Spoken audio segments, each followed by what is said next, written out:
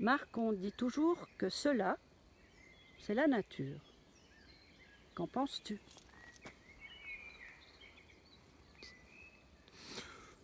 Ça fait partie de la nature, effectivement.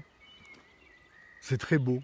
D'ailleurs, nous aimons venir nous balader dans cet endroit, quelque part perdu dans le Jura. Mais c'est magnifique. Mais la nature, c'est pas que cela. Sûrement pas. Tout ce qui est matériel, non contingenté par l'homme, fait partie de la nature. Et même une partie du contingentement de l'homme, c'est-à-dire les effets technologiques, peuvent faire partie de la nature. La nature, c'est ce qui s'oppose à la surnature. Et en principe, tout ce que l'on voit, tout ce dont on vit dedans, fait partie de la nature. C'est mon point de vue. Ce qui est naturel est inévitablement, c'est kabbalistiquement prouvé, éphémère. Ce qui n'est pas naturel, ce qui est surnaturel, théoriquement, est en passe de devenir, à un certain niveau, euh, éternel.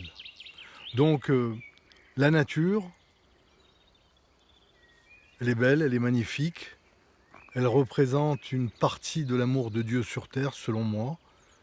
Ceux qui ne croient pas, ils diront que c'est autre chose, mais moi qui suis croyant, et j'ai le droit de dire ce que je pense, puisque tu me poses la question, je pense que cette nature est en souffrance, mais elle se remet de cette souffrance inévitablement parce qu'elle aura toujours gain de cause, parce qu'elle est protégée par des forces supérieures dont l'homme ne soupçonne même pas l'évidence.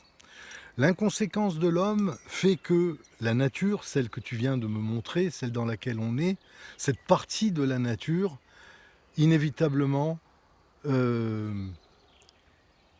est toujours remise en question.